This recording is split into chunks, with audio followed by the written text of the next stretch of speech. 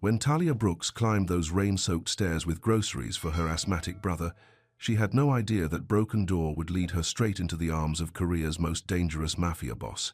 What started as a desperate plea for protection became a searing love affair that would cost her everything she thought she knew about safety, trust, and family. But here's the twist that'll leave you speechless. The same man who promised to keep her safe was hiding a secret so devastating it could destroy the very children she's carrying. And when rival gangster Ryu Kwan discovers she's pregnant with twins, he'll use those innocent lives as the ultimate weapon in a war that began 5 years ago with another woman's death. The clock is ticking, the enemies are closing in, and Talia is about to learn that in the world of organized crime, love isn't protection, it's the most dangerous vulnerability of all. Subscribe right now and tell me in the comments if you've ever had to choose between safety and independence, because this story is about to get darker than a Seoul winter night. The rain drummed against the third-floor window as Talia Brooks climbed the narrow stairwell. Her scrubs clung to her tired body after another 12-hour shift at the care facility. The grocery bags cut into her palms, but she didn't stop. Caleb would be hungry, and his inhaler was running low. She fumbled for her keys at the apartment door. The metal felt cold against her fingers. Something was wrong. The door frame hung at an odd angle. Wood splintered around the deadbolt. "Caleb," she called softly. A wet cough echoed from inside. Her brother's asthma. Fear tightened in her chest. Talia pushed the door open with her shoulder. The living room was dark except for the streetlight filtering through thin curtains. Furniture had been overturned. Her laptop was gone from the kitchen table. "Caleb, where are you?" "Talia." His voice was small, scared. Another cough followed. She found him in the bedroom closet, knees pulled to his chest. His breathing came in short, wheezy gasps. The inhaler lay empty beside him.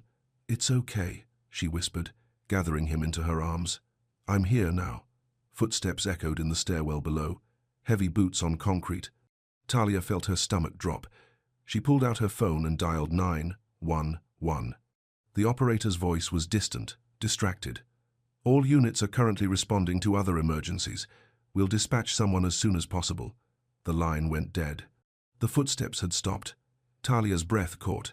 She grabbed the desk chair and wedged it under the broken door handle. The window showed only rain and empty fire escapes. No one was coming to help. She held Caleb tighter as his breathing grew more labored. 8 years old, and he'd already learned not to cry when he was scared. That broke her heart more than anything. "We're going to be okay," she said. But the words felt hollow against the sound of rain and the knowledge that whoever had done this might come back. Morning brought no relief. The rain continued its steady assault on the windows. Talia had dozed fitfully in the chair by Caleb's bed, his spare inhaler within reach.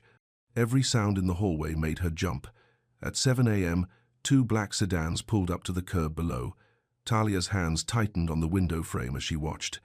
The cars were too clean, too expensive for this neighborhood.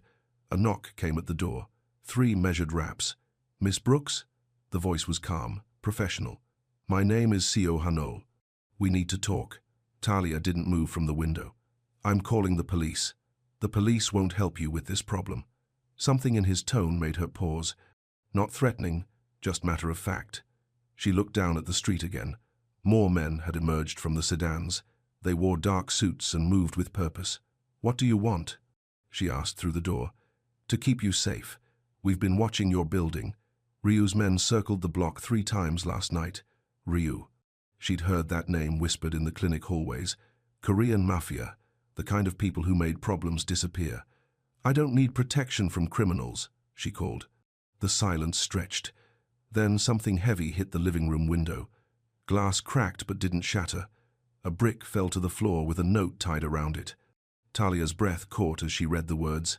"Next time we won't miss." Her hands shook. Caleb stirred in the bed behind her, coughing again. The inhaler wouldn't last much longer, and the pharmacy wouldn't open for hours. Another knock, gentler this time. "Miss Brooks, my employer offers safe transport, no obligations." Talia looked at Caleb's pale face. His breathing was getting worse. She thought about the empty emergency savings account, the unpaid medical bills, the broken door that couldn't keep anyone out. She felt trapped between 2 kinds of danger, but only one was actively trying to hurt them. "Give me 5 minutes," she said. She packed Caleb's backpack with his medicines and clothes. Her own bag stayed light, just essentials. This was temporary. It had to be. Caleb didn't ask questions when she helped him put on his jacket. He'd learned not to question sudden moves, sudden changes. That hurt too. Talia opened the door. The man in the hallway was younger than his voice suggested, maybe 35, with careful eyes and an expensive coat. Two other men flanked him at a respectful distance. "Miss Brooks?" he said with a slight bow. "I'm Hanul. This is for your own protection." She wanted to argue, to insist on handling this herself, but Caleb coughed again, and the sound made her decision for her. "One night," she said. "That's all." Hanul nodded. "Of course." He led them down the stairwell and into the rain. The sedan's interior was warm and quiet. Leather seats and tinted windows. Caleb pressed his face to the glass, watching the city blur past. They drove for 20 minutes through streets Talia didn't recognize. Upscale neighborhoods with gated communities and manicured lawns.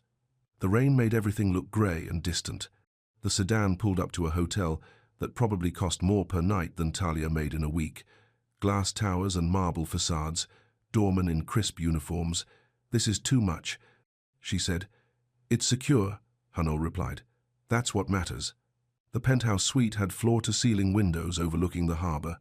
Caleb ran to the glass, his breathing already easier in the clean air. Room service had left sandwiches and soup on the dining table. "There's a medical kit in the bathroom," Hanul said. "Extra inhalers. The doctor will be here in an hour." Talia felt overwhelmed. "I can't pay for this." "No payment required. There's always payment required." Hanul's expression didn't change. "Mr. Han will explain everything when he arrives." "Mr. Han?" But Hanul was already at the door. "Rest. You're safe here." Alone with Caleb, Talia explored the suite. 2 bedrooms, a kitchen, a living area bigger than their entire apartment. Everything was clean and expensive and temporary. She made tea in the kitchenette while Caleb ate his sandwich. The normalcy felt strange after the morning's chaos, but underneath the calm, tension coiled in her stomach. Nothing came free, especially from people who drove black sedans and spoke about safety with such certainty. At midnight, she sat in the living room with her tea. Caleb slept soundly in the master bedroom, his breathing clear for the first time in weeks. The harbor lights twinkled beyond the windows. The suite door opened without a sound. Talia's hands tightened on her cup as a man stepped inside. Tall, lean, wearing a perfectly tailored black suit despite the late hour. His hair was dark and precisely cut. His face was all sharp angles and controlled expression. "Miss Brooks," he said. His voice was lower than Hanul's, with a slight accent. "I apologize for the intrusion." She stood slowly, setting down her tea. "You must be Mr. Han." He closed the door behind him and approached with measured steps. Not threatening, but not casual either. Everything about him suggested power held in check. "Are you comfortable?" he asked. "Your associate said you'd explain things." Han studied her for a moment. His eyes were dark, unreadable. "You work double shifts at Mercy Care. You've been Caleb's guardian since your parents died 3 years ago. You have 17,000 in medical debt." Talia felt anger flare. "You investigated me. I investigate everyone who comes to my attention. And why did I come to your attention?" Something shifted in his expression. "Because Ryu Kwan thinks you can be used against me." The name sent ice through her veins. "I don't know anything about your business."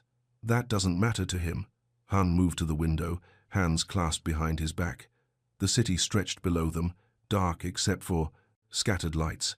"Ryu believes chaos creates opportunity. He's wrong, but dangerous. What does that have to do with me?"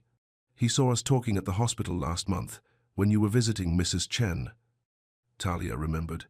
She'd been checking on one of her elderly clients when a man in an expensive suit had asked for directions to the cardiac wing. She'd walked him to the elevator, made polite conversation, nothing more. "That's it?" she asked. "That's why someone broke into my apartment?" Han turned back to her. "In my world, perception becomes reality quickly. Your world isn't my world. It is now." The words hung in the air between them. Talia felt something cold settle in her stomach. She thought about the brick through her window, the empty 911 line, the broken door that couldn't protect anyone. What are you saying? I'm saying Ryu won't stop until he gets what he wants, and what he wants is to hurt someone I might care about. But you don't care about me. You don't even know me. Han was quiet for a long moment. When he spoke, his voice was softer. That's correct. The honesty stung more than a lie would have. Talia looked toward the bedroom where Caleb slept.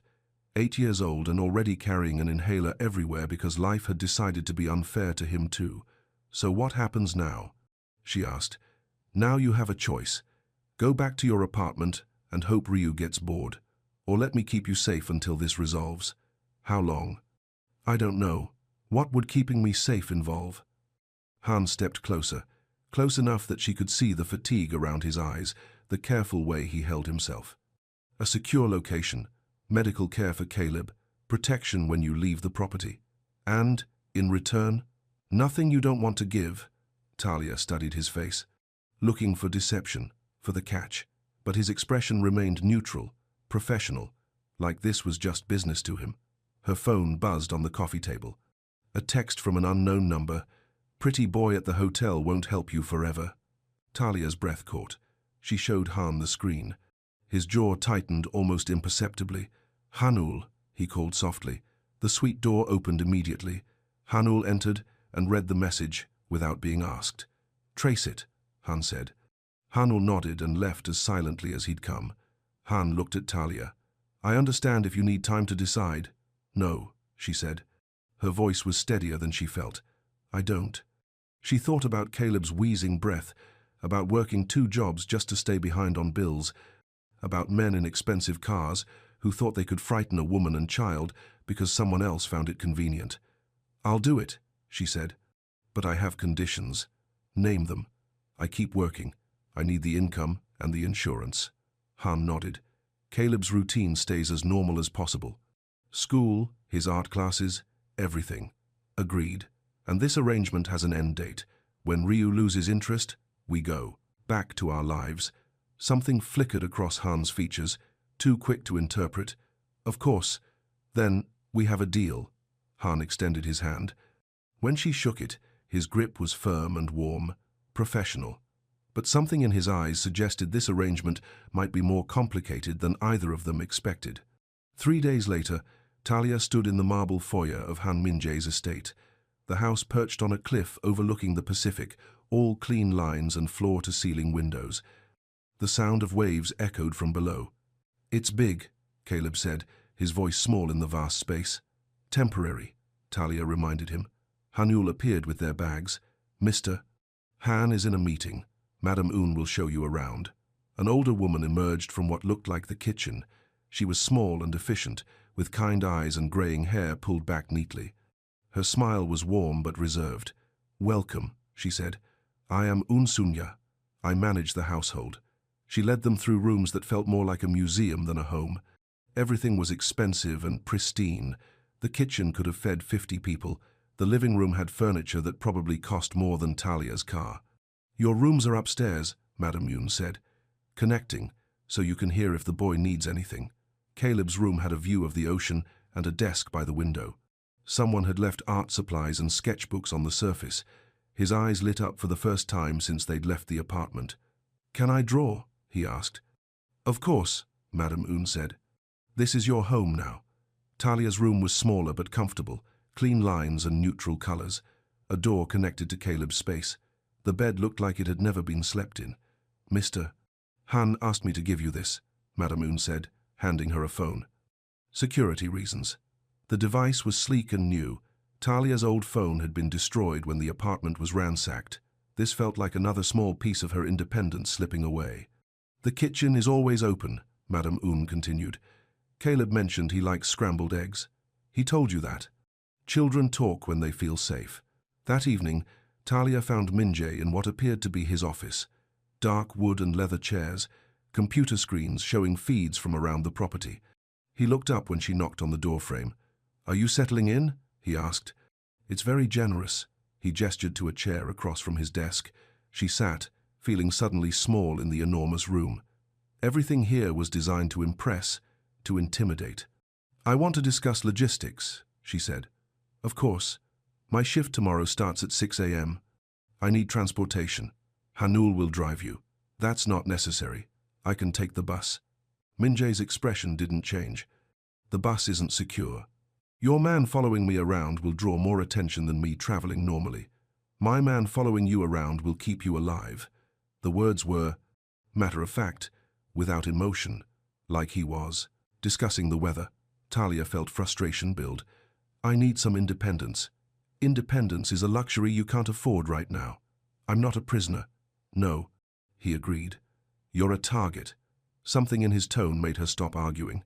He wasn't being controlling for the sake of it. He was scared. Not for himself, but for her and Caleb. How long have you known Ryu? She asked. Minjae was quiet for several seconds. When he spoke, his voice was careful. Too long. What does he want? To prove that I can be hurt. And can you be? Minjae looked at her directly for the first time since she'd entered the office. His eyes were dark, guarded, but there was something underneath the control, something that looked almost like loneliness. Everyone can be hurt, he said. Later that night, Talia sat in the kitchen with a cup of tea. The house was quiet except for the distant sound of waves. Caleb slept upstairs, his breathing finally easy in the clean air. She'd been here less than 24 hours and already felt displaced. Not unwelcome, exactly, but temporary, like a guest who'd overstayed but couldn't leave. Footsteps approached from the hallway. Minjae appeared in the doorway, no longer wearing his suit jacket. His white shirt was crisp despite the late hour. Can't sleep? He asked. Too quiet, she said. I'm used to city noise. He moved to the stove and put a kettle on. His movements were precise, economical. Everything he did seemed planned 3 steps ahead. The guest room isn't comfortable? The guest room is perfect. That's the problem. Minjae glanced at her. I don't understand. Perfect things don't last. Perfect things get taken away. He was quiet, waiting for her to explain. When our parents died, she said, Caleb and I stayed with our aunt for 6 months. Beautiful house, nice neighborhood, everything we needed. Then her husband lost his job, and suddenly there wasn't room for us anymore. This is different. Is it? When Ryu gets tired of this game, we go back to our broken apartment and our broken life. Except now Caleb will know what he's missing. Minjae poured hot water into 2 cups. He set one in front of her without asking if she wanted it. What if you didn't have to go back? He asked. Talia's hands tightened on her cup. What do you mean? I mean, what if this arrangement became permanent? In exchange for what? Minjae sat across from her, close enough that she could see the fatigue around his eyes, the careful way he chose his words. Nothing you don't want to give, he said again. You said that before, but everyone wants something. Yes. What do you want? He was quiet for a long time. The silence stretched between them, filled only by the sound of the ocean and the subtle hum of the house's security systems. I want to stop being afraid, he said finally. The honesty surprised her. In 3 days, he'd been nothing but controlled, professional. This was the first crack in his armor. Afraid of what? Of losing someone else. Before she could ask what he meant, his phone buzzed on the table. He glanced at the screen and his expression hardened. What is it? Talia asked. Ryu's people were seen near Mercy Care tonight. They know your schedule. Fear tightened in her chest. My patients are being moved to other facilities, temporarily. You won't be returning to work tomorrow. You can't just make that decision for me. Minjae's eyes met hers. I can, and I did. The words were soft, but final. Talia felt anger flare, but underneath it was relief she didn't want to acknowledge. She was tired of being afraid, tired of looking over her shoulder, tired of making impossible choices between safety and survival. This can't go on forever, she said. No, he agreed. It can't. Something in his tone made her look at him more carefully. There was a hardness there she hadn't seen before. Not directed at her, but at the situation. At the men who thought they could threaten innocent people to make a point. What are you going to do? She asked. What I should have done years ago. Before she could ask what that meant, he stood. Get some rest. Tomorrow we'll discuss longer-term arrangements. He left her alone in the kitchen with her tea and the sound of waves against the cliff. Talia thought about his words, about the look in his eyes when he'd talked about losing someone else. She was beginning to understand that this wasn't just about protection. This was about something deeper, something that had been broken long before she and Caleb had entered his life, and despite her better judgment, she was starting to care what happened to him when this was over. The next morning, Talia woke to the smell of food cooking downstairs, not the instant coffee and cereal she was used to, but something rich and complex. Her stomach growled as she dressed. She found Caleb at the kitchen island, drawing while Madame Un cooked what looked like traditional Korean breakfast. Seaweed, soup and rice, vegetables arranged in small dishes. "Good morning," Madame Un said. "I hope you slept well. Where's Mr. Han?" "Conference call. He'll join you shortly." Caleb held up his drawing. "A robot with blocky arms and LED eyes. It's a security robot," he said, "for protecting families." The innocence of it broke Talia's heart. He was 8 years old and already thinking about protection and safety. Children shouldn't have to worry about those things. Min-jae appeared in the doorway, fully dressed despite the early hour. His suit was dark grey, perfectly pressed. He looked like he'd been awake for hours. "Good morning," he said, sitting across from Caleb. "What are you working on?" Caleb showed him the robot drawing. "It guards the house while people sleep. Very practical design," Min-jae said seriously. "But wouldn't wheels be more efficient than legs?" Caleb considered this, then began erasing the robot's feet. Talia watched the interaction with surprise. Min-jae's voice was different when he talked to her brother. Gentler. More patient. "I need to discuss security updates," Min-jae said to her. "More restrictions, more precautions." They moved to his office after breakfast. The computer screens showed feeds from around the property. Gardens and gates, the cliff road leading to the main house. Everything monitored and recorded. "Ryu's escalating," Min-jae said, pulling up a file on his desktop. 3 of his men were arrested last night for questioning employees at Mercy Care. Talia felt sick. "My co-workers are safe, but he's getting desperate. What does that mean for us?" "It means we end this before he does something irreversible." The way he said it made Talia's stomach clench. "You're going to hurt him. I'm going to stop him. That's not the same thing." Min-jae turned away from the computer to face her directly. "In my world, sometimes it is. I don't want Caleb exposed to violence. Neither do I. But you can't guarantee it won't happen." Min-jae was quiet for several seconds. When he spoke, his voice was careful. "I can guarantee that I will protect him, whatever that requires." The promise was absolute, uncompromising. It should have been reassuring, but instead it made Talia more nervous. She was starting to understand the cost of safety in Min-jae's world. "What if I wanted to leave?" she asked. "Hypothetically, you're not a prisoner." "That's not what I asked." Min-jae leaned back in his chair. The morning light from the windows caught the sharp angles of his face, the careful way he held himself. "If you left," he said, "I would respect your choice. I would also assign protection that you might not see, but would always be there." "For how long?" "Until the threat was resolved. And if I asked you not to, I would ignore your request." The honesty was brutal, but also strangely comforting. He wasn't pretending this was about anything other than keeping her and Caleb safe. "Why?" she asked. "Why do you care what happens to us?" Min-jae turned back to the computer screens. For a moment, she thought he wouldn't answer. "Because I couldn't live with myself if something happened to you," he said finally. The words hung in the air between them. Too honest, too revealing. Talia felt something shift in her chest, a warmth she didn't want to acknowledge. "You barely know me," she said. "I know enough. What do you know?" Min-jae was quiet for a long moment. When he spoke, his voice was softer than she'd ever heard it. "I know you work 16-hour days to pay for your brother's medicine.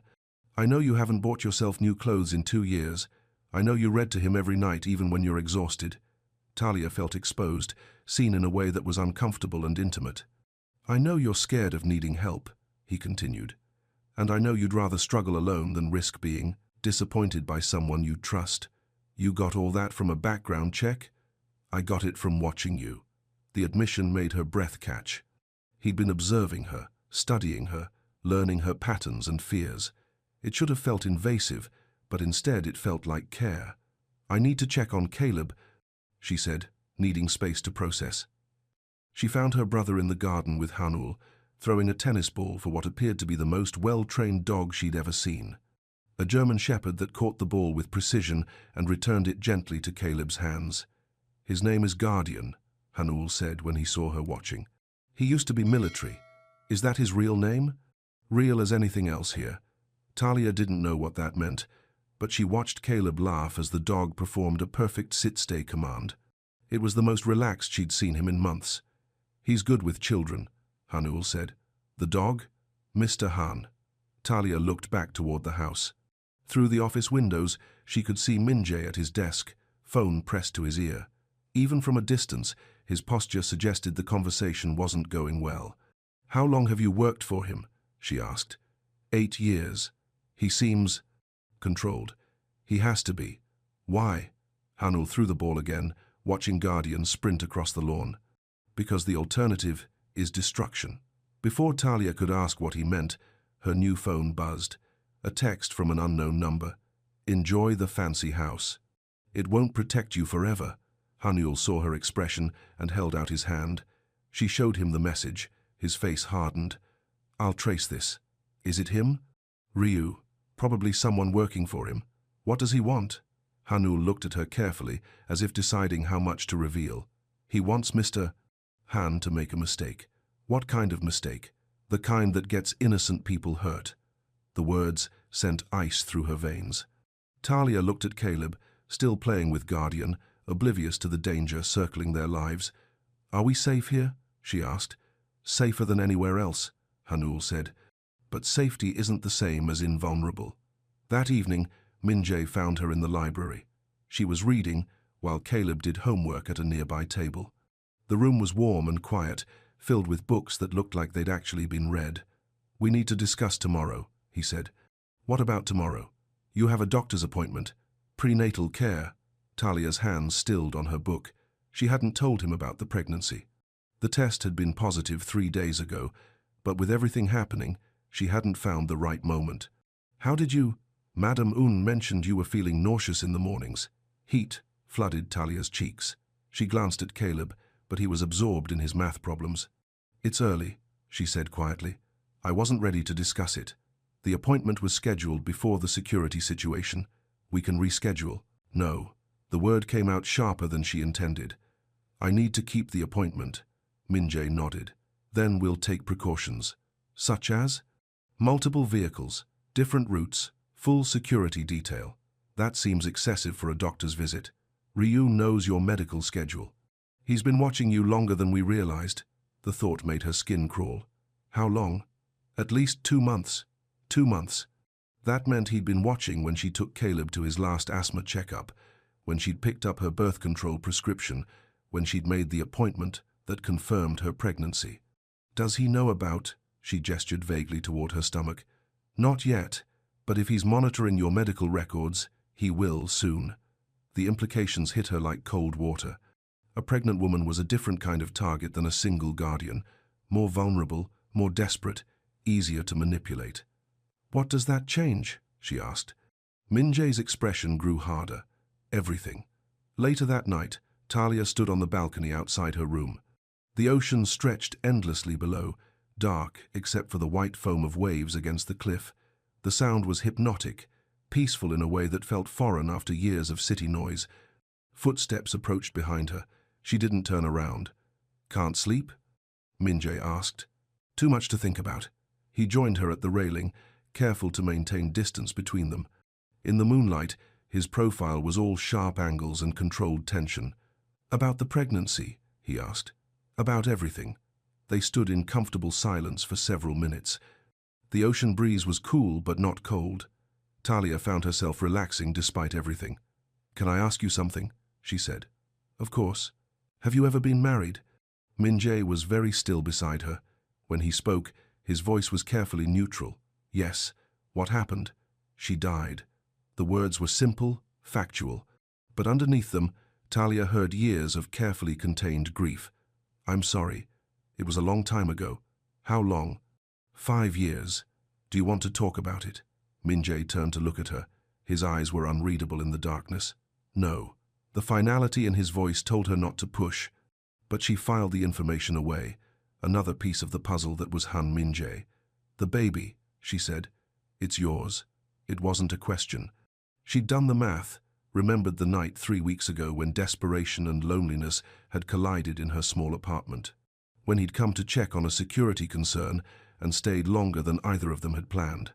"I know," he said. "What does that mean? For this arrangement?" "It means nothing changes. You and Caleb are under my protection regardless. But it's your child." "Yes. Don't you want—" She stopped, not sure how to finish the question. "What I want isn't relevant," he said. "What matters is keeping you safe." The words stung, not because they were cruel, but because they were so carefully empty of emotion, as if wanting something was dangerous, as if caring was a weakness he couldn't afford. "What if I want something?" she asked. Min-jae turned to face her fully. "What do you want?" The question hung between them, loaded with possibility and risk. Talia thought about the warmth in his voice when he talked to Caleb, the careful way he'd held her the night they'd conceived this child, the absolute certainty in his promise to protect them. "I want to not be afraid anymore," she said. Something shifted in his expression. For a moment, the controlled mask slipped, and she saw the man underneath. Tired, lonely, carrying grief like a weight he'd learned to balance, but never set down. "That," he said, "I can promise you." His phone buzzed. He glanced at the screen and his expression hardened again. "What is it?" Talia asked. Ryu's made his next move. Before she could ask what that meant, her own phone rang. The number was blocked, but she answered anyway. "Talia Brooks?" The voice was unfamiliar, accented. "Who is this?" "Someone who knows where you sleep at night." The line went dead. Talia's hands shook as she lowered the phone. Min-jae was already moving, speaking rapidly into his own device. "Lock down the property. Full protocols. Now." He turned to Talia. "We need to get you and Caleb to the safe room." "Safe room?" But he was already leading her inside, his hand gentle but firm on her back. The peaceful evening was over. The war for their future had just begun. The safe room was hidden behind a bookshelf in Min-jae's office. Steel-reinforced walls, independent air supply, and communication equipment that looked military-grade. Caleb sat on a small couch, clutching his sketchbook and trying not to look scared. "How long do we have to stay here?" Talia asked. "Until we know the property is secure," Min-jae said. He stood by the door, phone pressed to his ear, speaking in rapid Korean. The room felt smaller with each passing minute. Talia's pregnancy nausea made the enclosed space worse. She focused on breathing steadily, one hand resting on her still flat stomach. "I drew the robot house," Caleb said quietly, showing her his sketch. "A fortress with mechanical guardians and high walls. It has extra protection for babies." Talia's breath caught. "What makes you think there are babies to protect?" "You keep touching your tummy, and you threw up yesterday morning. 8 years old, and too observant for his own good." Talia glanced at Min-jae, who had finished his call and was listening. "Would that be okay?" she asked Caleb.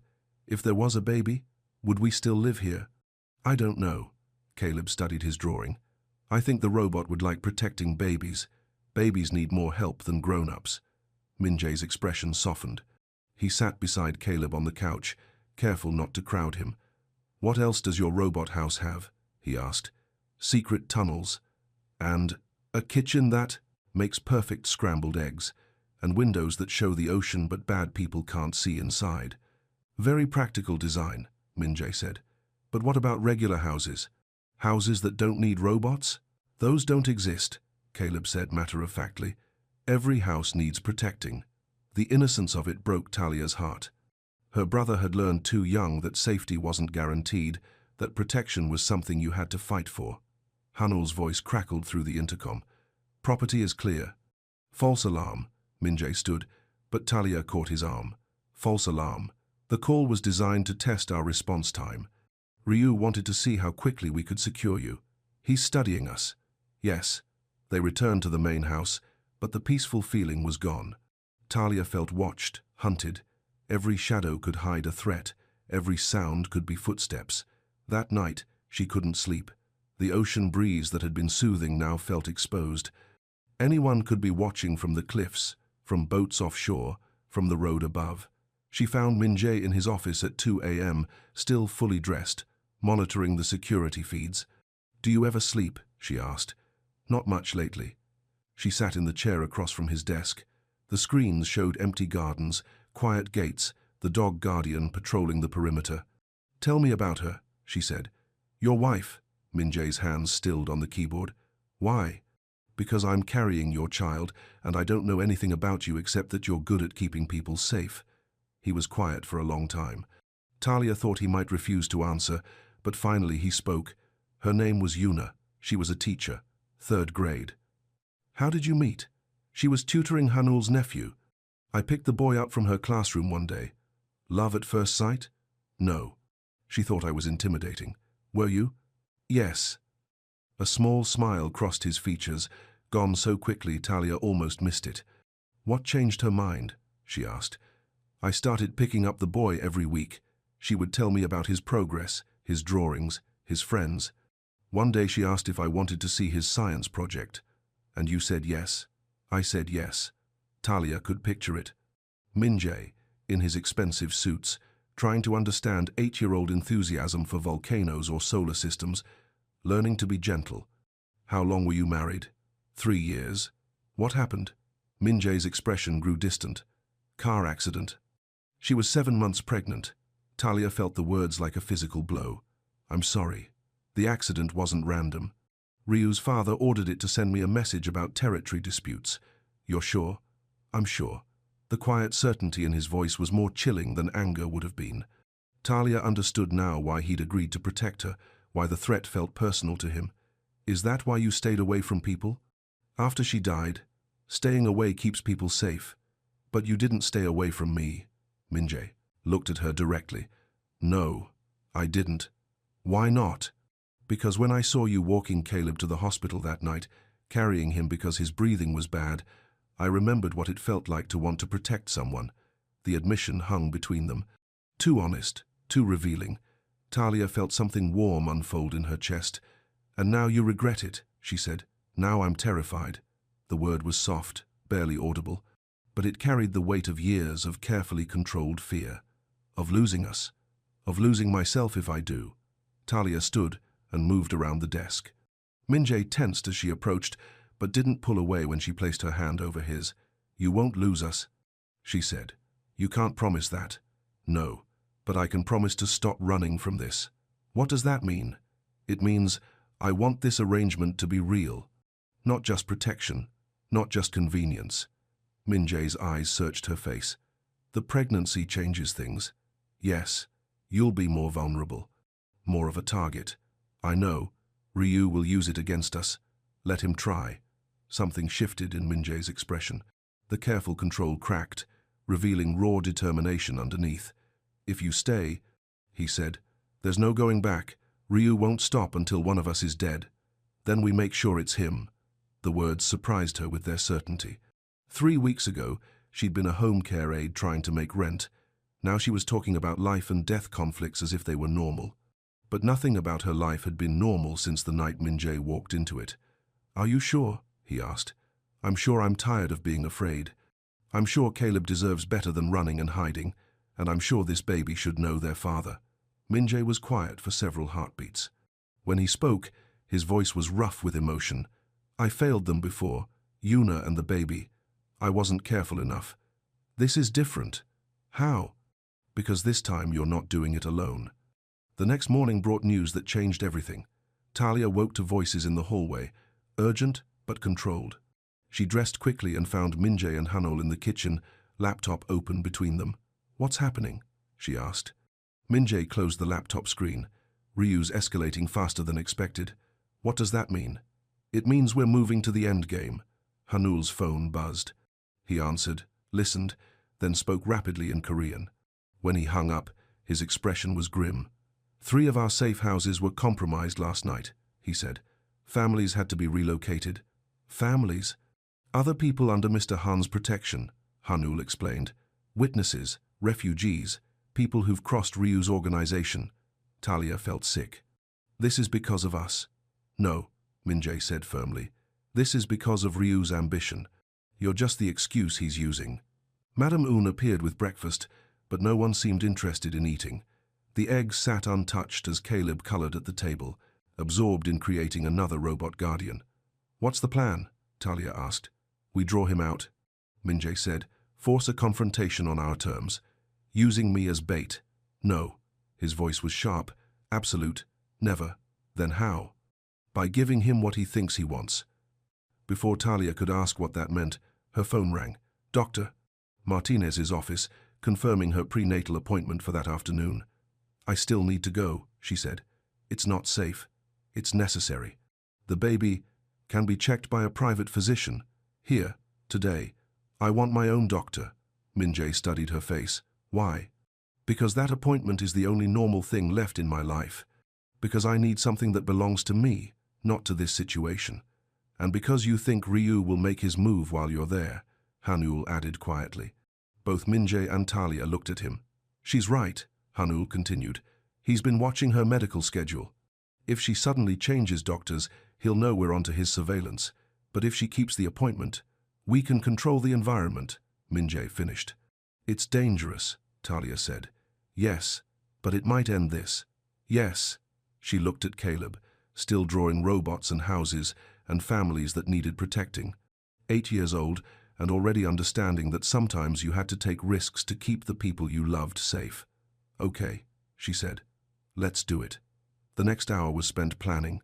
Multiple vehicles, decoy routes, security positioned throughout the medical building. Talia would wear a tracking device and stay in constant communication with the team. What if something goes wrong? She asked. Nothing will go wrong, Minjay said. But if it does, then I'll come get you. The certainty in his voice was absolute. Not a promise, but a statement of fact. Talia felt something settle in her chest, a calm she hadn't experienced in weeks. And if something happens to you? It won't, Minjay. It won't, because I have too much to lose now.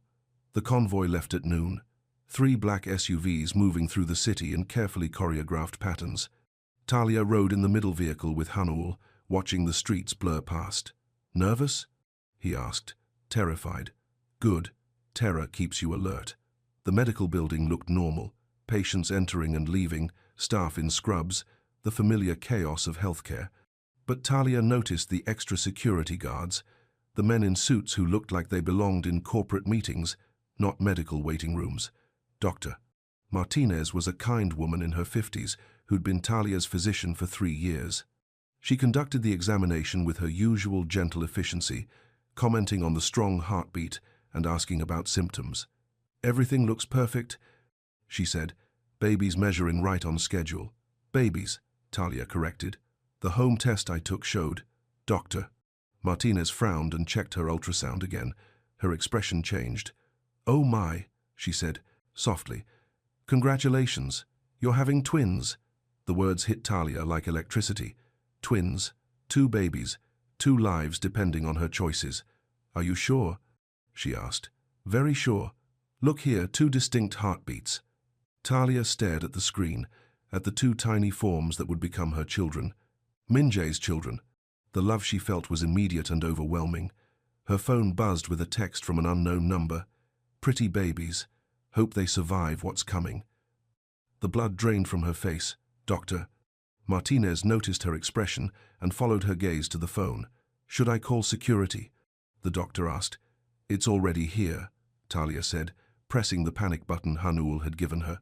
The response was immediate. Her exam room door opened and Hanul entered, followed by 2 men she didn't recognize. Time to go, Hanul said. The appointment isn't finished. It's finished. Dr. Martinez looked confused, but helped Talia dress quickly. Is everything all right? I'll call to reschedule, Talia said. They moved through the building in formation. Elevators, corridors, emergency exits, everything precisely planned. But as they reached the parking garage, Talia knew something was wrong. The garage was too quiet. No sounds of engines or car doors. Even their footsteps seemed muffled. Where is everyone? She asked. Hanul's hand moved to his jacket. Stay close. The SUV was exactly where they'd left it, but the driver's door stood open. Their driver was gone. Change of plans, Hanul said into his earpiece. We need immediate extraction. A voice crackled back, too distorted for Talia to understand. What's happening? She asked. They found us faster than expected. Before she could ask who they were, men emerged from behind the concrete pillars, 6 of them, moving with purpose. Not running, not shouting, just walking toward them with the confidence of people who knew they'd already won. Hanul stepped in front of Talia, his gun drawn but not aimed. "Stay behind me. Where's backup?" "Coming." But Talia could hear doubt in his voice. They were alone, outnumbered, and trapped in a concrete box with no exits. One of the men approached slowly. Young, well-dressed, with eyes that held too much intelligence and not enough conscience. "Miss Brooks," he called. "My name is Kim Juchan. I work for Mr. Ryu. He'd like to speak with you." "Not interested," Hanul replied. "I wasn't speaking to you." Juchan's attention focused entirely on Talia. "Mister, Han has filled your head with stories about protection and safety, but has he told you about the people who died because they trusted him?" "Don't listen to him," Hanul said quietly. "Has he told you about his first wife, how she died because he put his business before her safety?" The words hit Talia like cold water. Not because she believed them, but because she heard the doubt they were designed to create. "He's lying," she said. "Am I? Ask him about the night she died. Ask him why he wasn't there to protect her." Juchan took another step closer. "Ask him what makes you different. What makes you worth protecting when she wasn't?" "That's enough," Hanul said, raising his weapon. "Or what? You'll shoot 6 men in a public parking garage?" "You're better than that." The standoff stretched. 6 against 2, with Talia caught in the middle, carrying Minjae's children. She thought about the ultrasound images in her purse, about Caleb drawing robot guardians, about the promise in Minjae's voice when he'd said he wouldn't lose her. "What does Ryu want?" she asked. "A conversation, nothing more." "And if I refuse?" Juchan smiled. It didn't reach his eyes. "Then we wait here until Mr. Han arrives to rescue you, and when he does, a lot of people will get hurt, including him, especially him." Talia felt the trap closing around them. Ryu wasn't just after her, he was using her to draw Minjae into a fight he couldn't win. "How do I know you won't hurt me if I come with you?" "You don't, but you know what will happen if you stay." Hanul's voice was urgent in her ear. "Don't even consider it. Where would this conversation take place?" "Somewhere safe. Somewhere private. Nowhere is safe with your boss. Safer than here, with Mr. Han racing into an ambush." Talia closed her eyes and thought about the math. 6 armed men versus Hanul, and whatever backup might be coming. Minjae arriving in a rage, making mistakes because he was desperate to save her. "If I come with you," she said, "you let Hanul go, unharmed." "Talia, no. That's not your decision," she told Hanul. Then to Juchan, "Do we have a deal?" "We have a deal." She stepped away from Hanul's protective position, hands visible and unthreatening. "But if Ryu hurts me or these babies, Minjae will burn your entire organization to the ground. We're counting on it," Juchan said. As they led her toward a waiting van, Talia pressed the emergency beacon in her sleeve twice. The signal would tell Minjae exactly what had happened and where she was going. She was terrified, but not helpless. This was her choice, her risk to take, and she trusted Minjae to come for her. The only question was whether either of them would survive what happened next. The warehouse sat on the industrial waterfront, surrounded by empty lots and rusted chain-link fences. Talia counted 7 buildings between the main road and the water. 7 opportunities for something to go wrong. Juchan led her through a side entrance into what had once been a factory floor, concrete and steel, windows too high to reach, exit doors she couldn't see. The space echoed with their footsteps. Ryu Kwan waited in what appeared to be a makeshift office. Glass walls, expensive furniture that looked out of place in the industrial setting. He was younger than she'd expected, maybe 40, with careful hair and a suit that probably cost more than her monthly rent. "Miss Brooks," he said, standing as she entered. "Thank you for coming. I didn't have much choice. There's always a choice. You chose to protect the people you care about." He gestured to a chair across from his desk. Talia remained standing. "What do you want?" she asked. "To offer you something better than what Han Minjae can provide. Such as freedom." Ryu moved to the windows overlooking the factory floor. Below, his men positioned themselves at strategic points, too many to count, all armed, all watching.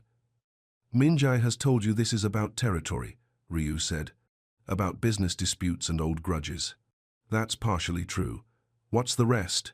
The rest is about what he took from me. Talia kept her expression neutral, but her hand moved instinctively to her stomach. I don't know what that means. 5 years ago, my father made a mistake. He ordered the death of Minjae's wife to pressure him into abandoning a shipping route my family needed. That wasn't a mistake. That was murder. Yes, but it was also stupid. It turned Minjae from a competitor into an enemy. Ryu turned back to face her. Do you know what he did in response? Talia didn't answer. He destroyed my father's entire organization, not just the business, the family. My uncle disappeared. My cousins were found in Seoul Harbor. My father died in prison while awaiting trial for crimes that couldn't be proven but everyone knew were true. Good, Talia said. Perhaps. But it left me with nothing except the desire for revenge. So this is about settling scores. This is about balance. He took my family. Now I take his. The words were said quietly, matter-of-factly, like discussing the weather. I'm not his family, Talia said. You're carrying his children. You live in his house. You share his bed. That doesn't make me. It makes you everything he can't afford to lose. Ryu returned to his desk and opened a laptop. The screen showed feed from multiple cameras. The road leading to the warehouse, the surrounding buildings, the waterfront. He'll be here soon, Ryu said. And when he arrives, he'll make the same mistake my father made. He'll let emotion override strategy. What if he doesn't come? He'll come. The beacon you activated is broadcasting your exact location. Talia felt cold settle in her stomach. You knew about the beacon. We knew about everything. The safe room, the security protocols, the emergency procedures. Minjae is predictable when people he cares about are threatened, and you're counting on that predictability. I'm counting on his love making him reckless. Ryu's phone buzzed. He glanced at the screen and smiled. 3 vehicles approaching from the north, right on schedule. Through the windows, Talia could see his men taking positions. Rifles, body armor, coordination that spoke of military training. This wasn't a kidnapping anymore, it was a trap designed to end with Minjae's death. Let me call him, she said. Let me tell him not to come. But then how would we finish this? You don't have to finish anything. You could just leave. Disappear. Start over somewhere else. With what? My father's organization is gone. My family's reputation is destroyed. Minjae left me with nothing except hatred. So build something new. I tried. For 3 years, I tried. But every door I approached was closed because of what he did to my family. Every opportunity disappeared when people heard my name. Ryu's voice remained calm, but Talia could see the rage underneath, years of frustrated ambition and careful planning. This isn't justice, she said. This is just more killing. Sometimes they're the same thing. The warehouse lights flickered and went out. Emergency lighting kicked in, casting everything in red. Ryu's men spoke rapidly into their radios. What's happening? Talia asked. He's here. Through the windows, she could see movement in the shadows outside. Dark figures advancing on the building from multiple directions. No sirens, no flashing lights. This was being handled quietly, privately. How many men does he have? Ryu asked into his radio. The answer came back in Korean. Ryu frowned. More than expected, he translated. He brought everyone. Good, Talia said. You think larger numbers guarantee his victory? I think you underestimated him. Perhaps. But I planned for that possibility too. Ryu opened a drawer and pulled out a pistol, not threatening her with it, just placing it on the desk where she could see it. Insurance, he said, in case things don't go according to plan. The sound of gunfire erupted from the factory floor below, not the sharp cracks she'd heard in movies, but deeper, more mechanical.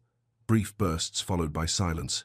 Ryu spoke into his radio, received a response, then moved to the window. Your rescue is proceeding faster than anticipated, he said. Good. Don't be too optimistic. I have 40 men in this building. He has, at most, 12. Quality over quantity. We'll see. The gunfire stopped abruptly. The silence was worse than the noise had been. Talia found herself holding her breath, listening for sounds that would tell her what was happening. Ryu's radio crackled. A voice spoke rapidly in Korean. His expression changed. What? Talia asked. Your boyfriend is more resourceful than I gave him credit for. What does that mean? Before Ryu could answer, The building's power went out completely. Even the emergency lights died, leaving them in darkness broken only by the glow of laptop screens and phone displays. "Backup generators?" Ryu called into his radio. The response was short, sharp, negative. "He cut the power grid for 6 blocks, Ryu said. Very thorough. In the darkness, Talia could hear movement below, footsteps, doors opening and closing, the occasional burst of radio static, but no more gunfire. "Are your men still responding?" she asked. Ryu tried his radio again.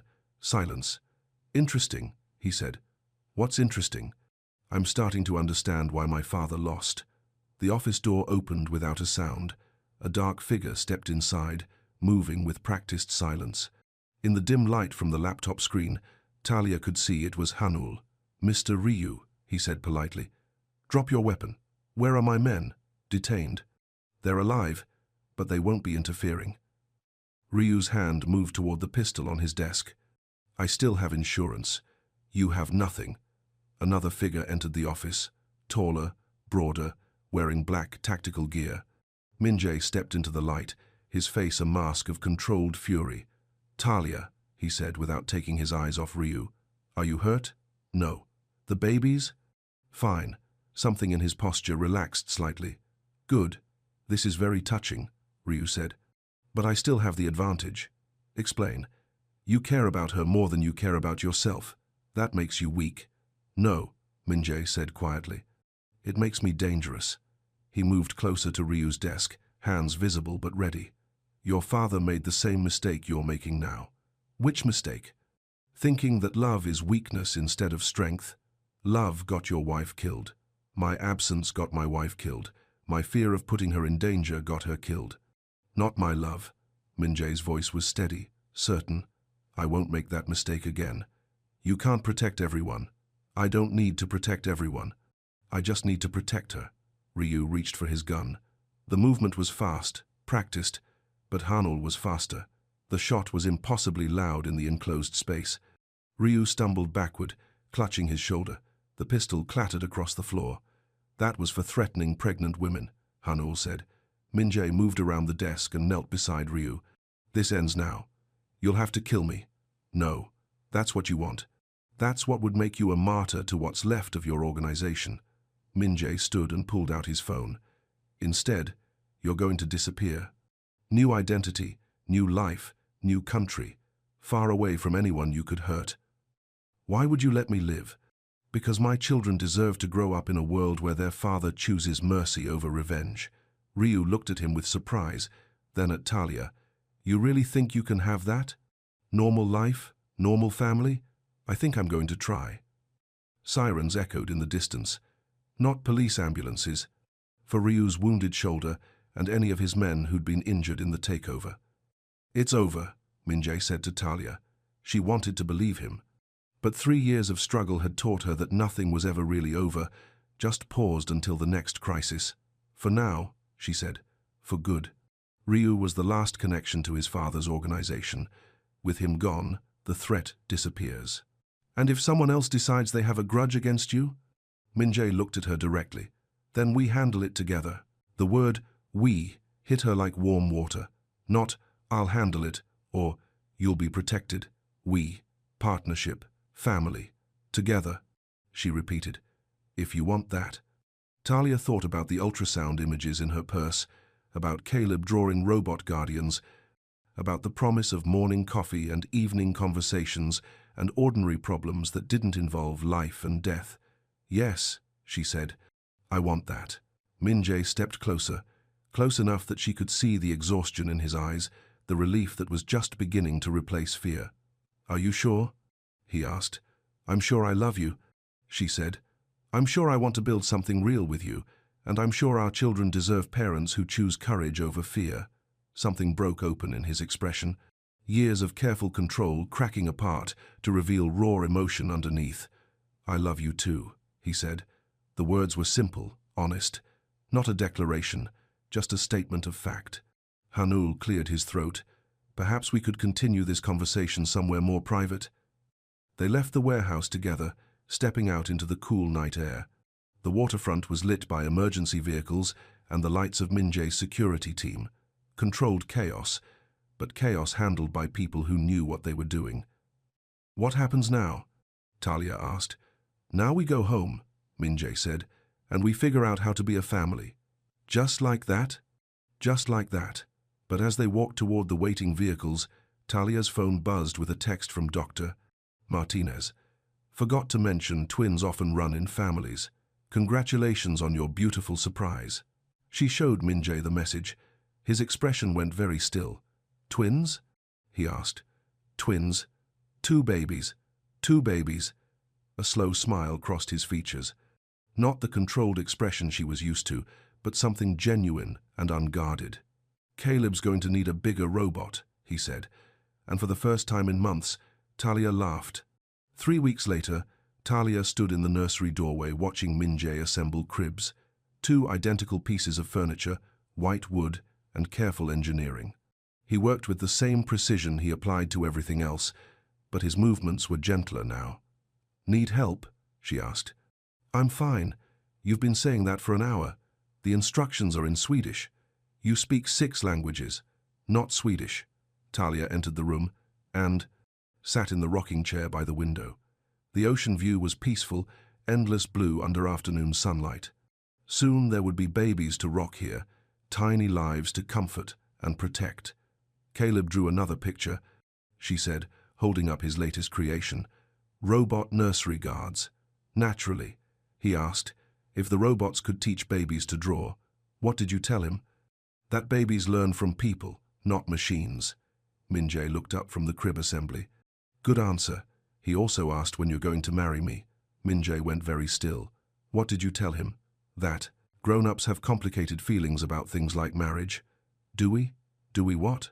"Have complicated feelings about marriage?" Talia studied his face. The question was careful, neutral, but underneath the control, she could see vulnerability. "I have simple feelings about marriage," she said. "Which are, I want to marry you, even though my life is dangerous?" "Your life isn't dangerous anymore. Ryu is gone. His organization is scattered. You made sure of that. There could be others. There could be car accidents and cancer and 1,000 other things. Life is dangerous for everyone." Min-jae set down his screwdriver and moved to the window beside her chair. "Are you sure?" "I'm sure I love you. I'm sure I want to build a life with you. I'm sure our children deserve parents who are committed to each other. Legal commitment, legal, emotional, spiritual. All of it." Min-jae was quiet for several minutes, looking out at the ocean. When he spoke, his voice was soft. "I was married before for 3 years. I thought I knew what commitment meant. And now? Now I understand the difference between loving someone and choosing them every day. Which do you want to do with me?" "Both." Talia felt warmth spread through her chest. "Is that a proposal?" "It's a promise. The proposal comes later. When? When I can do it properly." "What's properly?" "Ring, flowers." Getting down on one knee like Caleb drew in his picture. He drew that? He drew everything. The wedding, the babies, the family dinners. The boy has strong opinions about how things should be. Smart kid. Very smart. Min-jae knelt beside her chair and took her hands. "But first, we need to finish the nursery. And I need to figure out Swedish crib instructions. I'll help. Promise?" "Promise." They worked together for the next hour, assembling furniture and arranging baby clothes and creating space for the 2 lives that would soon join their family. It was ordinary work, domestic and peaceful. But as the sun set over the ocean and the first stars appeared in the darkening sky, Talia felt something she'd never experienced before. Absolute certainty that she was exactly where she belonged. "Min-jae," she said as they stood surveying their completed work. "Yes? When you do propose, the answer is yes." He smiled, the real smile, unguarded and genuine. "Good to know. And when the babies come, we're going to be okay. Better than okay. How do you know? Because we choose each other. Every day, every challenge, every moment that matters. Even when it's hard? Especially when it's hard." Talia leaned against him, feeling the steady rhythm of his breathing, the solid warmth of his presence. Through the nursery window, she could see Caleb in the garden with Guardian, throwing tennis balls in the gathering twilight. "Home," she thought. "This is what home feels like." "I love you," she said, I love you too. And, in the growing darkness, surrounded by cribs and baby clothes and the promise of morning, they stood together and planned their future. 6 months later, Talia woke to the sound of crying. Not distressed crying, hungry crying. She knew the difference now. The clock showed 5:47 a.m. Dawn crept through the nursery windows, painting everything in soft gold. Minjae was already awake, lifting Mia from her crib while Talia reached for Hana. "Good morning, beautiful girl," she whispered to her daughter. The twins were 8 weeks old and absolutely perfect. Mia had Minjae's dark hair and serious expression. Hana had inherited Talia's lighter features, but with her father's determined chin. Both had lungs that could wake the entire house when they wanted feeding. "I'll start breakfast," Minjae said, after they'd settled into the feeding routine. "Caleb has art class this morning." "I know. I packed his supplies last night." "And, Doctor, Martinez wants to see you next week for your follow-up." Already scheduled. This was their rhythm now. Morning feedings, breakfast preparations, school runs, nap schedules. Ordinary family chaos that felt extraordinary after everything they'd survived. Caleb appeared in the nursery doorway, hair sticking up at impossible angles. "Are they awake?" "Very awake," Talia said. He climbed into the rocking chair beside her, careful not to disturb Hannah's feeding. "I finished the robot family picture. Can we see it?" He ran to his room and returned with a drawing that covered an entire poster board. Robots of various sizes standing in front of a house by the ocean. 2 large robots, 1 medium robot, and 2 tiny baby robots. "This one is Papa Robot," he said, pointing to the largest figure. "He protects everyone and makes really good scrambled eggs." "What about this one?" Talia asked, indicating the second large robot. "Mama Robot. She's brave and smart, and she knows how to fix people when they're sick." "And this one?" "That's me, Big Brother Robot. I teach the baby robots how to draw and how to throw tennis balls for Guardian." The innocence of it made Talia's chest tight with love. In Caleb's world, families were robot teams that protected each other and did ordinary things like cook breakfast and play fetch. "It's perfect," she said. "Can we hang it in the kitchen?" "Absolutely."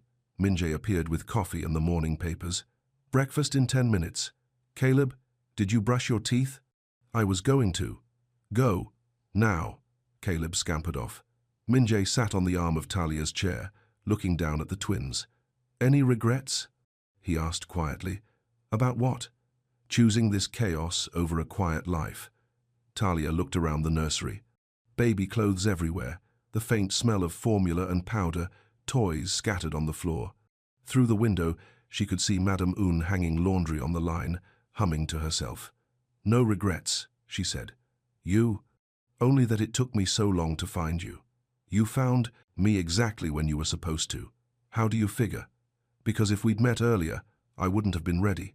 And if we'd met later, Caleb and the twins wouldn't be here." Minjae's expression softened. "Perfect timing. Perfect timing." They moved downstairs for breakfast. The kitchen table was set for 3, with high chairs positioned nearby for when the twins were older. Caleb's robot drawing was already taped to the refrigerator, joining a collection of other artwork that had accumulated over the months. "Seaweed soup again?" Caleb asked, as Minjae ladled food into bowls. "It's good for growing brains." "My brain is already big enough. No such thing as too big a brain." Talia listened to their familiar banter while bouncing Hana against her shoulder. The baby was fighting sleep, making tiny protesting sounds that weren't quite crying.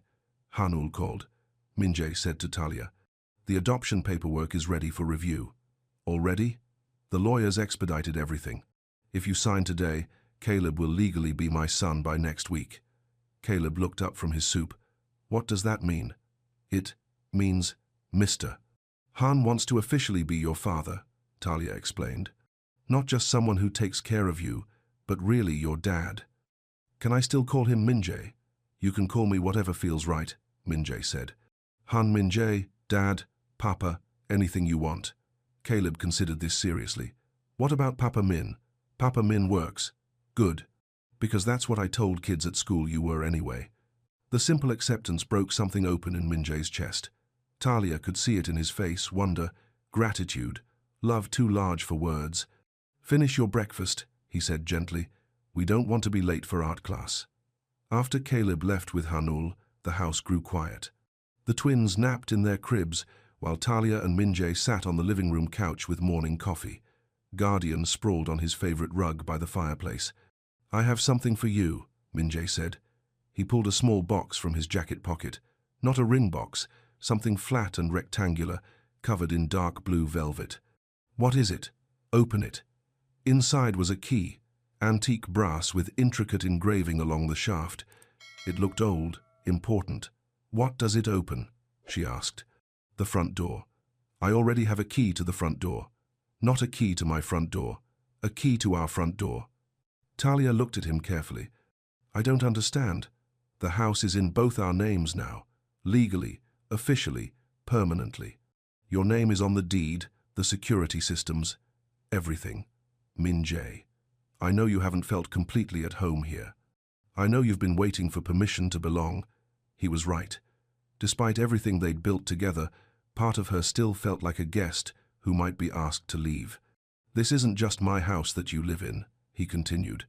"This is our house, our home, our place to raise our children and grow old and argue about whose turn it is to change diapers.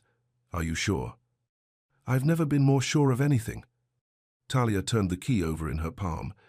Such a small thing to represent such an enormous shift, from temporary arrangement to permanent commitment, from protection to partnership to family. "There's more," Minjay said.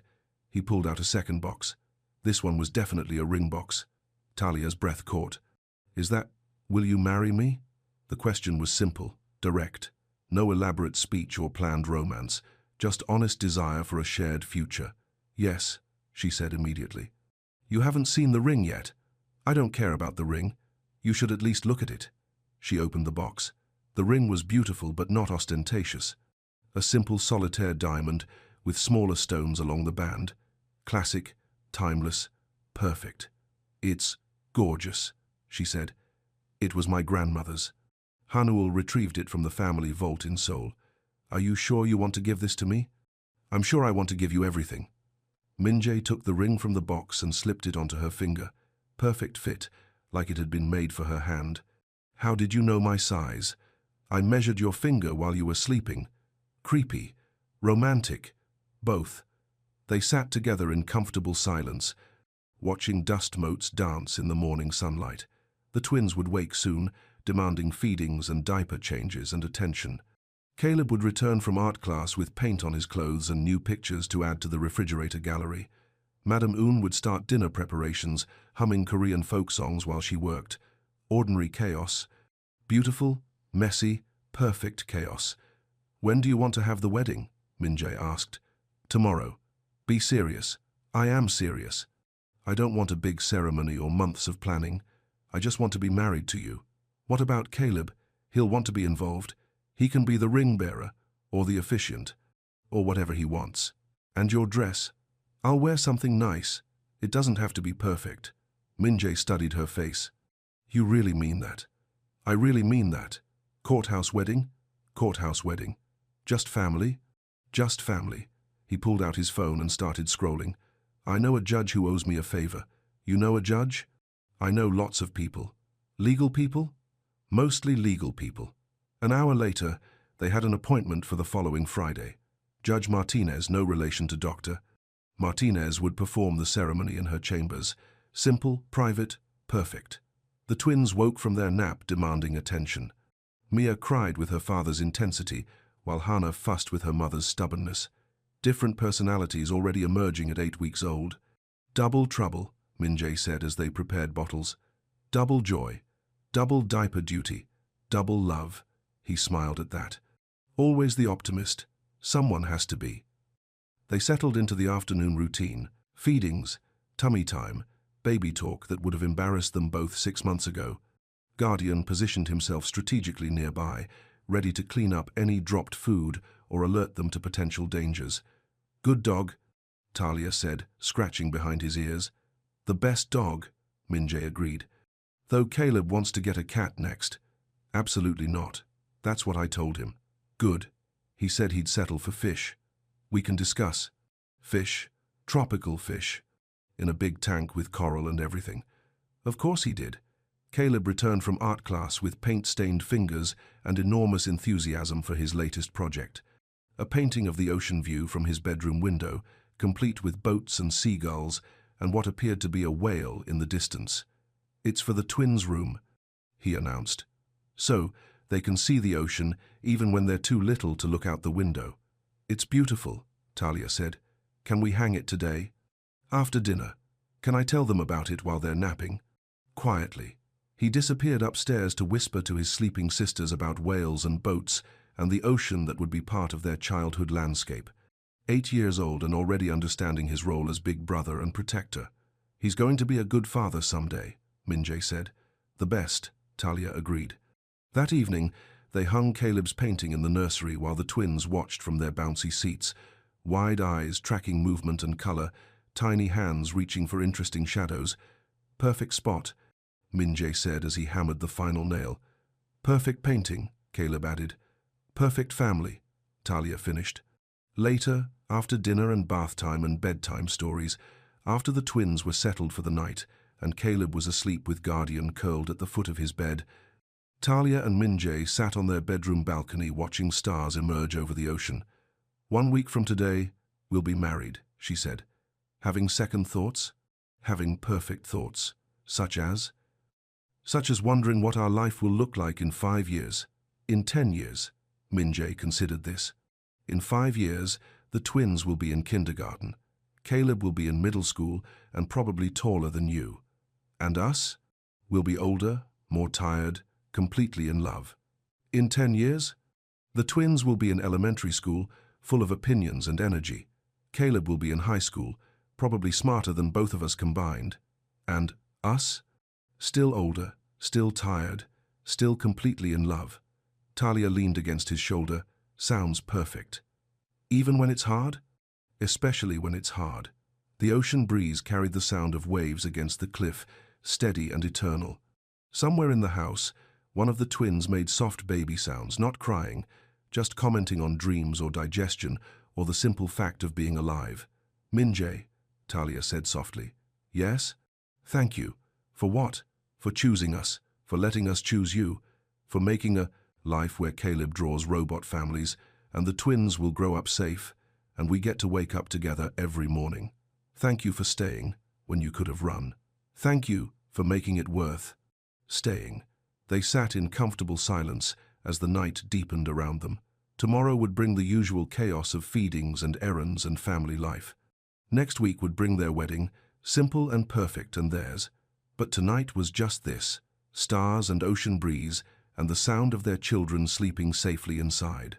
Tonight was the culmination of every choice they'd made, every risk they'd taken, every moment they'd chosen love over fear. "Ready for bed?" Minjae asked as the clock tower in town chimed 11. "In a minute." "Tired? Happy? Good tired or bad tired?" "Good tired. The best kind of tired." He stood and offered her his hand. "Come on, Mrs. Han." "Not yet. Practice." She took his hand and let him pull her to her feet. "I like the sound of that." "Mrs. Han?" "Mrs. Han." They went inside together, checking on the twins one more time before settling into bed. The house was quiet except for the subtle sounds of family, Caleb's soft breathing, the hum of the baby monitors, Guardian's gentle snoring from down the hall. Safe sounds, home sounds, forever sounds. "I love you," Talia whispered into the darkness. "I love you too," Minjae whispered back. And in the morning, they woke to crying twins and spilled orange juice, and Caleb's excited announcement that he dreamed about robot weddings. They woke to chaos and love and the absolute certainty that they were exactly where they belonged. Together, they faced the day. 1 year later, Talia stood in the kitchen making coffee, while Minjae fed the twins their breakfast. Mia banged her spoon against her high chair tray with scientific precision. Hannah threw Cheerios at Guardian, who caught them with patient dignity. "Caleb, shoes," Minjae called toward the stairs. "I'm looking for my robot drawing." "Which robot drawing?" "The one with the wedding robots." Talia smiled into her coffee cup. Caleb had created an entire series of robot family portraits since their courthouse wedding. Robots getting married, robots bringing babies home from the hospital, robots learning to walk and talk and cause magnificent disasters. "It's on your desk," she called back. Found it. He appeared in the kitchen doorway wearing mismatched socks and holding his latest masterpiece. This one showed robot parents teaching baby robots how to swim in what appeared to be a very geometric ocean. For show and tell, he announced. Perfect, Min-jae said. Now shoes, backpack, lunch. Already done. All of it? Madame Un helped. As if summoned, the housekeeper appeared with Caleb's lunchbox and a travel mug of tea for Talia. The boy is ready, she announced. The babies need clean clothes, and someone left coffee grounds all over the counter. Sorry, Min-jae said. Not sorry enough to clean it properly. Madame Un had become even more direct since the twins' arrival.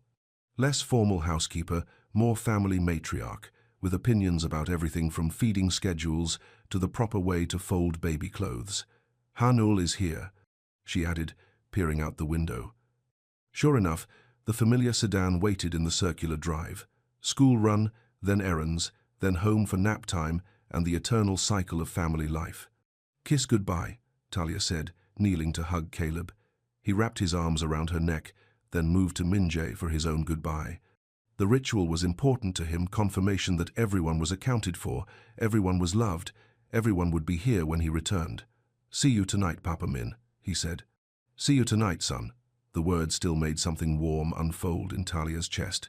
Son, not stepson, not ward, not the complicated categories that might have defined their relationship. Just son, claimed and cherished and permanent. After Caleb left, the house settled into its mid-morning rhythm. Twins in their playpen, surrounded by toys they were still too young to properly use, but enjoyed mouthing and throwing. Guardian supervising from his position on the rug. I have news, Min-jae said, sitting beside Talia on the couch. Good news or complicated news? Good news. The Foundation Board approved funding for the new Children's Hospital wing. 6 months ago, Min-jae had established a foundation focused on pediatric healthcare and family support services. His way of turning his resources towards something constructive, something that honored the memory of his first wife while building hope for the future. That's wonderful, Talia said. There's more. They want you to head the family support division. Me, you. Full-time position, benefits, staff to manage. Everything we discussed. Talia felt excitement flutter in her chest. Are you sure? I'm sure they made the right choice.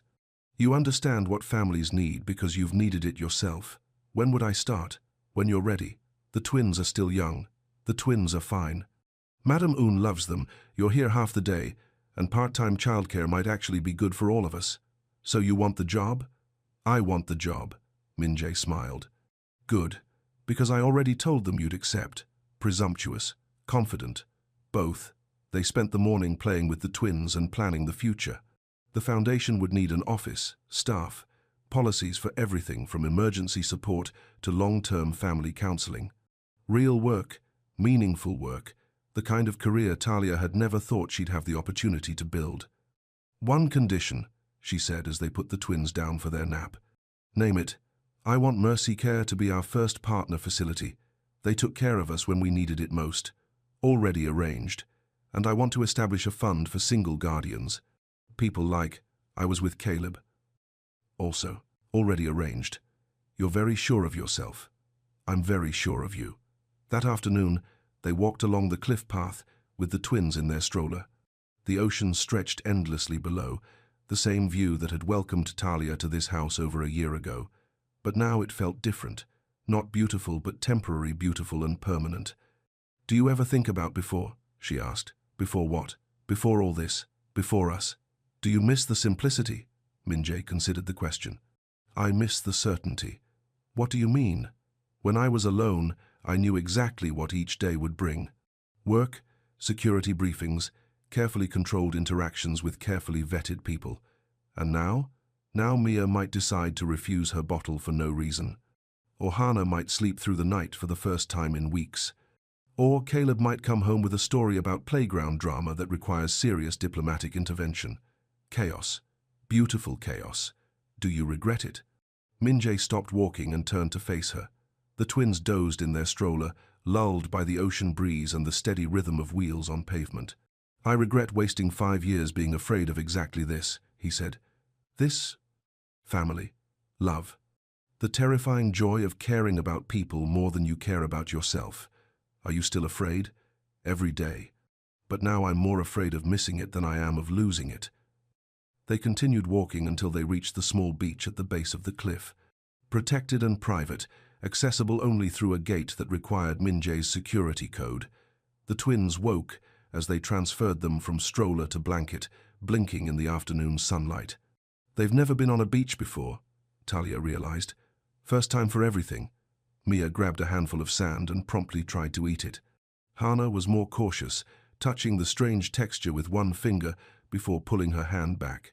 Different personalities, expressing themselves even at 14 months. What do you think they'll be like when they're older? Talia asked. Mia will be fearless. Artist, athlete, probably both. She'll give us heart attacks on a regular basis. And Hana will be thoughtful. She'll watch and plan and then surprise everyone with what she's capable of. Like their father, like their mother. Guardian appeared at the top of the cliff path. Having completed his own patrol of the property, he bounded down the trail with the enthusiasm of a dog half his age, then positioned himself between the family and the ocean, always on duty, always watchful. Good boy, Talia said. The afternoon sun was warm on their faces. The twins babbled at the sand and waves, making sounds that weren't quite words but carried clear meaning. Wonder, curiosity, the simple pleasure of new experiences shared with people who loved them. I want to remember this, Talia said. What specifically? All of it. The way Mia laughs when Guardian barks at the waves, the way Hana holds your finger when she's concentrating, the way you look when you're watching them discover something new, the way you look when you're watching me watch them, Min-jae added. How do I look? Happy. Completely, absolutely happy. He was right. Despite the sleepless nights and constant vigilance and small daily crises that came with twins, Talia felt a contentment she'd never experienced before. Not the absence of problems, but the presence of love strong enough to handle whatever came next. We should head back, she said as the twins began to show signs of late-day fussiness. Dinner, bath time, bedtime stories. The endless cycle, the beautiful cycle. They packed up the beach blanket and secured the twins in their stroller. The walk back up the cliff path was slower, more deliberate. Guardian trotted ahead, checking for potential threats that would never come, but might always be there in his protective imagination. Talia, Min-jae said as they reached the house. Yes? When this job starts, when life gets even busier, when the twins are walking and talking, and Caleb is dealing with teenage complications. Yes? Promise me we'll still make time for this. For walks and beaches and moments when it's just us being grateful. I promise. Even when it's hard? Especially when it's hard. They went inside together, into the controlled chaos of evening routines and dinner preparations and the small domestic challenges that filled their days. Caleb returned from school with paint in his hair and enthusiasm for a new art project. Madame Un produced a dinner that somehow perfectly balanced Korean tradition with the dietary preferences of a 9-year-old American boy. Later, after the twins were asleep and Caleb was reading in bed with Guardian at his feet, Talia and Min-jae sat on their balcony with tea and the evening news. Normal things, ordinary things, the kind of peaceful domesticity they'd fought to earn. Any regrets? Min-jae asked, the question that had become their evening ritual. None, Talia replied, the answer that had never changed. Plans for tomorrow? Foundation meeting at 10, grocery run, twins check-up at 2, family dinner. Maybe a walk if the weather holds. Sounds perfect. Sounds like home. The ocean breeze carried the sound of waves and distant music from town. Somewhere in the house, one of the twins made soft sleeping sounds, not distressed, just breathing and dreaming and growing.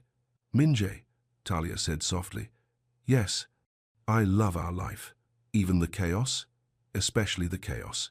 He reached for her hand, fingers intertwining with the easy familiarity of 15 months together. The engagement ring had been joined by a simple wedding band, worn thin from daily life and washing dishes and changing diapers. Mrs. Han, he said. Mr. Han. Ready for bed, ready for whatever comes next. They went inside together, checking on their children, one more time before settling into their own room.